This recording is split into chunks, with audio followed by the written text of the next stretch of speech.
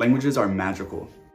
Each one of the thousands of languages on this planet is a story of a people's culture, their history, their geography, spanning hundreds or even thousands of years.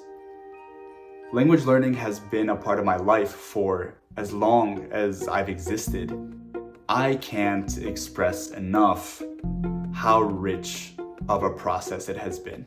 It has opened up connections with other humans that would have otherwise never been possible. What might have previously been just a person becomes a character, a personality, someone with abstract qualities, just because you can now understand them. So I thought I would take you along my language learning journey and share what I learned along the way. So my story starts with my parents who came to the US from Lebanon when they were in their 30s. In the house, my parents spoke Arabic, but I actually grew up with both Arabic and English as my simultaneous first languages. For some context, I am the youngest of 4 kids, and there's quite a significant age gap between me and my siblings. By the time I was born, they were already years into school here in the US and speaking English between themselves. So by nature of being the youngest, I was just exposed to more English than they were. It would be a stretch to say that I was bilingual in Arabic as a child because my understanding was very limited to household topics. When I was 8, my family took a trip to Lebanon, and I remember how overwhelming it was not being able to understand the majority of what was being said, and knowing that I couldn't just default to English whenever I felt like it and be understood. For the next few years, I didn't do anything to improve my Arabic because I was a kid and I wasn't thinking about how to reclaim my language every day. Starting in 3rd grade, I was required to take Spanish a few times a week and continue to do so through 8th grade. Learning languages in elementary and middle school, you move at a fairly modest pace and you kind of learn the same thing from year to year. And so after 5 years of studying Spanish, I still was only able to put together some really basic sentences. At around 6th grade, I actually found myself learning 3 languages at once. Much to the dismay of my guidance counselor, I decided I wanted to take French alongside Spanish. At around the same time, for my 11th birthday actually, I was gifted a beginner's workbook for German. Now, even though I can only carry on very basic conversations in German today, I remember a lot 16 years later. One thing I remember in particular is being baffled by the separation of verbs in German. So if you want to say, when does the train arrive? Wann kommt der Zug an? You have to split up the verb to arrive. Or if you want to say, I want to eat an egg, ich will ein Ei essen. You split up the verbs want and to eat. This was the first time a strict new word order was introduced to my English thinking brain. What this told me is that maybe word order is telling of the value a particular language gives to the different parts of our lived experience. Fast forward to high school. I am forced to choose between Spanish and French, and I go with French because actually everyone in my family spoke French to some degree. Now, language learning in high school does move a little bit faster than in middle school and elementary school. So by junior year, I was at a point where I could read short novels and construct some fairly complex sentences in French. And something happened at this point. I became aware that I was able to construct more complex sentences in French, a language I started learning when I was 11, than in Arabic, one of my 2 first languages. And I started to feel a lot of shame around the fact that after hundreds of years of Arabic being the primary language of my family, the language was dying with me. I really didn't want the language to end with me. So I started to take an interest in watching Lebanese TV shows. كل ما سمعت شي ما فهمته كنت اسأل أهلي ترجموا لي إياه. وهيدا أحسن شي عملته لحالي لأنه مع الوقت صرت أفهم أكتر وأكتر. لأول مرة عرفت إنه إذا كنت بدي أتحسن كنت بدي أعترف إنه في أشياء كتيرة ما بعرفها، وهيدا كان درس لإلي بالتواضع، شي اللي حتى اليوم صعب علي أعترف فيه كل ما أتعلم لغة جديدة. I graduate high school and get accepted into college, but I defer entrance for a year to take a gap year sponsored by my university. I decide to spend the first part of that year in Ecuador with the intention of improving my Spanish. Fue mi primera vez viajando solo en un país extranjero. Todo fue nuevo y diferente para mí. Sentí nostalgia. Mi capacidad de comunicarme con la gente era muy limitada, pero claro, con el tiempo, mi español mejoró. No tomé clases, pero fue solo a través de sumergirme en el idioma ¡Qué dolor! y de hablar con la gente que pude tener conversaciones más avanzadas. Lo que era simplemente una mezcla de sonidos antes, era ahora algo que finalmente significaba algo para mí. After 3 months in Ecuador, I made my way halfway across the globe to a place completely foreign to me. All I knew was that it was located somewhere in Southeast Asia, and they spoke Thai, and that's about it. For the first time in my life, I was going to a place with zero familiarity. Not the language, not the script, not the culture. I was completely alone, going into the unknown. I had been gifted a book to learn Thai by someone in my family, and that became my best friend during my few months there. Every night, in my small concrete bungalow, I would sit down for a few hours and practice writing and reading and learning vocabulary and listening to the CDs to improve my accent and my tone. I would practice what I was learning by reading every sign I passed on my little motorbike or by speaking with the kids that I was teaching. Thai was the first language that offered me a noticeably different perspective on the physical world. There's something in Thai called classifiers, and you use them anytime you have a number and a noun combo.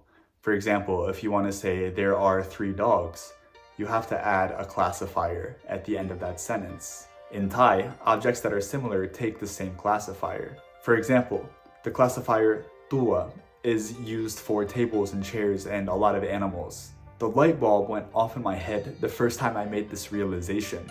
Never before would I have thought to think that a chair, a table, and a dog all have something in common.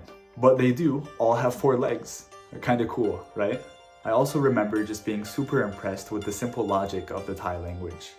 For example, to say school, rong rien, it's just building and learn. Or to say zebra, which is essentially a striped horse, is ma lai, horse, stripe.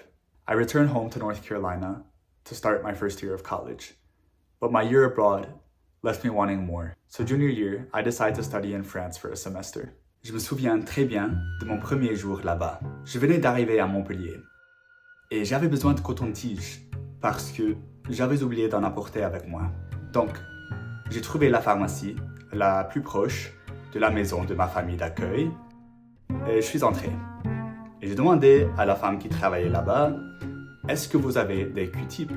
En faisant ça avec la main parce que je connaissais pas le bon mot en français. Heureusement, elle a vite compris ce que je voulais dire.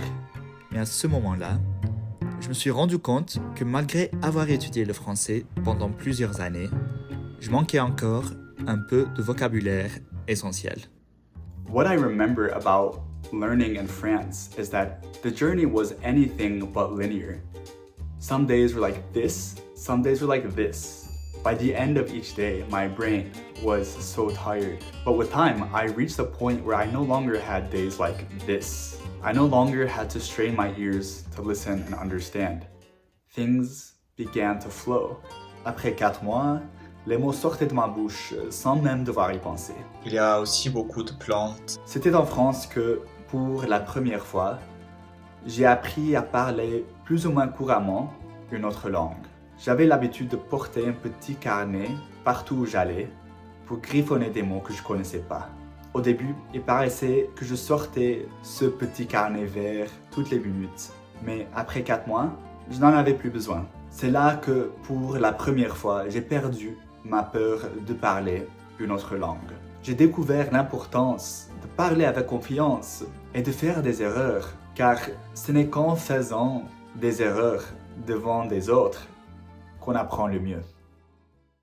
In college, I studied Arabic more formally, not specifically the Lebanese dialect, but modern standard Arabic, which is sort of the mother language for all of the dialects in the Arab world and serves as this mutual language of understanding. Even though it's quite different from Lebanese, studying it gave me an understanding of the underlying mechanics of the language And I had the tools now to manipulate my own dialect to put together real sentences and convey more abstract ideas. More importantly though, it allowed me to learn more about my own cultural past. كل حياتي كنت اسمع موسيقى بالعربي وخصوصا لفيروز، بس المشكلة كانت انه الاغاني تبعها في منهم شوي شعرية، فكنت اسمعهم بس ما كنت دايما افهم كل شيء. هل جلست العصر مثلي بين جفنات العدا.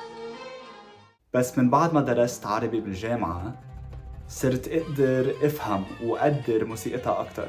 اغانيها بيحكوا عن براءة الطفولة والحب وجمال بلدها، بيرجعوك للماضي على زمن ابسط، وبيعطوك صورة عن كيف كانت حياة الضيعة بلبنان قبل الحرب الأهلية.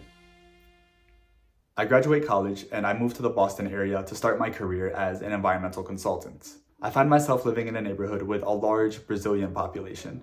One evening I'm biking and I notice this sign written in Portuguese. I slow down and I get off my bike and I try to read the sign, and I could sense that I should have been able to read it because it's close enough to Spanish, but there were all of these like squiggly marks that my brain didn't know what to do with. I get frustrated when I come across a language and I don't know how to pronounce it. I don't know, I'm weird like that. So I decided to learn Portuguese. O português foi a primeira língua que aprendi completamente por conta, a nível avançado.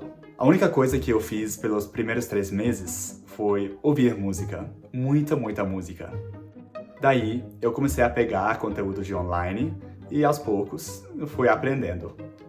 E com o passar do tempo, eu fui conseguindo entender mais e mais do que estava ouvindo e comecei a me desafiar assistindo séries na Netflix e vídeos no YouTube. Quando começou a pandemia, eu, como muitos outros, comecei a trabalhar em casa. Depois de 1 ano e meio, no final de 2021, eu resolvi ir ao Brasil. Porque eu sabia que se eu realmente quisesse aprender a falar, eu teria que me colocar num ambiente onde eu seria obrigado a usar a língua todos os dias. Eu já tinha ido no Brasil, na verdade, em 2014, mas naquela época eu nem sabia falar uma palavra de português. Para mim, as pessoas eram só humanos no sentido físico. Eu não era capaz de conversar e conhecer essas pessoas. O que eu tô querendo dizer é que dessa vez foi diferente. Minha capacidade de conversar com as pessoas abriu um novo mundo para mim. O que eram só corpos 8 anos atrás viraram pessoas que eu podia conhecer, pessoas com alma, pessoas que me acolheram e que compartilharam comigo uma cultura tão linda. Before you go, I have an announcement to make. A few months ago, I started to package my years-long experience of learning languages into courses, of which part 1 is published on Skillshare. In this course, I guide you through using music to develop a strong ear to pick up on subtleties in pronunciation, the ability to spell almost anything you hear, and an action plan for continuing with your self-studying after the course. This course, however, will not teach you how to speak. The emphasis is on listening.